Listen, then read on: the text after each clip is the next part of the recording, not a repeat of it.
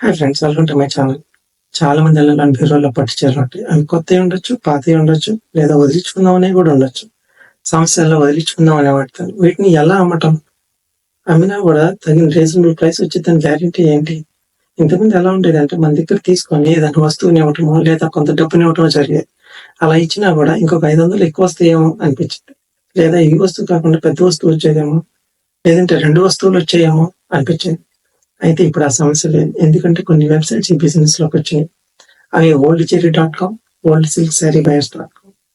వీళ్ళు చేసే పని ఏంటంటే మన దగ్గర ఉన్న పట్టు వస్త్రాలు కొని ఆ పట్టు యొక్క నాణ్యతను బేస్ చేసుకొని అమౌంట్ ని మనకు పే చేస్తారు.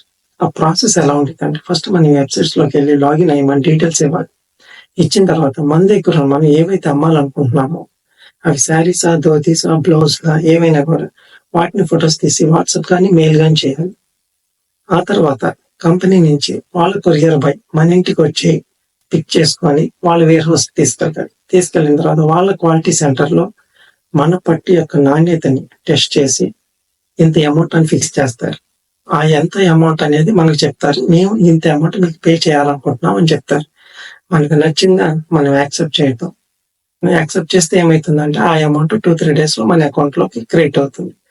ఒకవేళ మనకు నచ్చలేదా, మీరు కోట్ చేసిన ప్రైస్ నాకు నచ్చలేదని చెప్తే ఏ విధంగా అయితే మన భద్రంగా మన దగ్గర నుంచి తీసుకొని వెళ్ళారో అంతే భద్రంగా మీ పట్టు చీరలు, ధోతీలు కానీ వాటర్ మీరు ఏవైతే ఇచ్చారో అవి భద్రంగా తీసుకొచ్చి మన ఇంట్లో అప్పచెప్తారు.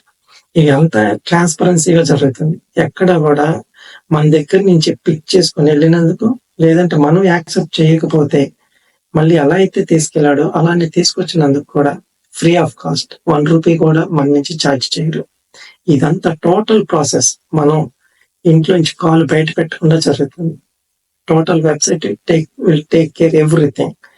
మనం చేయాల్సిందల్లా ఏంటంటే మనం వాడు చెప్పిన ప్రైస్ కరెక్టా కాదా, రీజనబుల్ కాదా అది మనం జడ్జ్ చేసుకోవాలి. ఓకే, నా దగ్గర ఉన్న పట్టు చీరకు ఓకే వీడు ఇచ్చింది రీజనబుల్ అంటే యాక్సెప్ట్ చేద్దాం. మీరు యాక్సెప్ట్ చేయకుండా 1 రూపీ కూడా మీ అకౌంట్ లో క్రెడిట్ అవ్వదు. అలాగే మీ పట్టు చీరలో నుంచి ఒక్క జరీ పోగు కూడా వాడి వేర్ హౌస్కి వెళ్ళదు. చాలా ట్రాన్స్పరెన్సీగా జరుగుతుంది.